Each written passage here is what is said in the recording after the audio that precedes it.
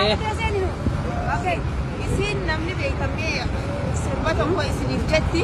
Okay. Sanirratti namni beekan asirraan isin laalla sirba kan jedhe. Okay. Hajati habbaa لمي ورجالتي تكي ولا ركبت عيرين يالوما يا إيمانا خدو جاء خنين بربادو برجال الليتي يا خنين يادو سجرتي جي خنا بربادو برسالياتي يا دنين يادو Okay.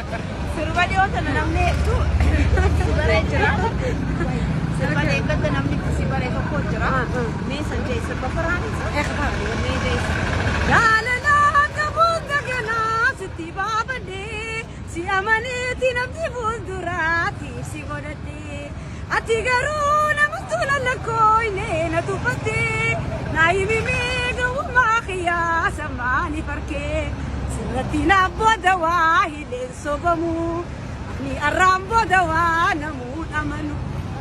amma sirbituu ta'uu ni ta'edha. Na yes. Namoota si gargaaru hedduu Awa maskiinummaa nagas. Eekofi wallahi laati. Maskiinummaa kontiraata na fuudhe. Taati gaaliyaa. karaa Finfinnee ol bahi. Okay. Anillee sirba isaanii hojjedha. Namni biraasiif hojjeta. Gabaa baay'ee asirratti jaalatu. Okay. Magaalaa kana jiraata. Ani siimi. Harar jira. Okay. Ani warra fatis. Fadisiiti. Torbaan dhufuu nuti sagantaa guddaa qabna. Eebba sirbaa aadaa qabna. Aseenaa akkasumas sirboota biraa. Okay. Naannoo kana bakka bu'uu hojjannee jirra. Haya.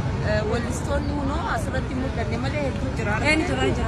Kanaafuu torbaan dhufu magaalaa Harar Haya. galma Calanqootti Haya. sagantaa guddaa qabna. Guyyaa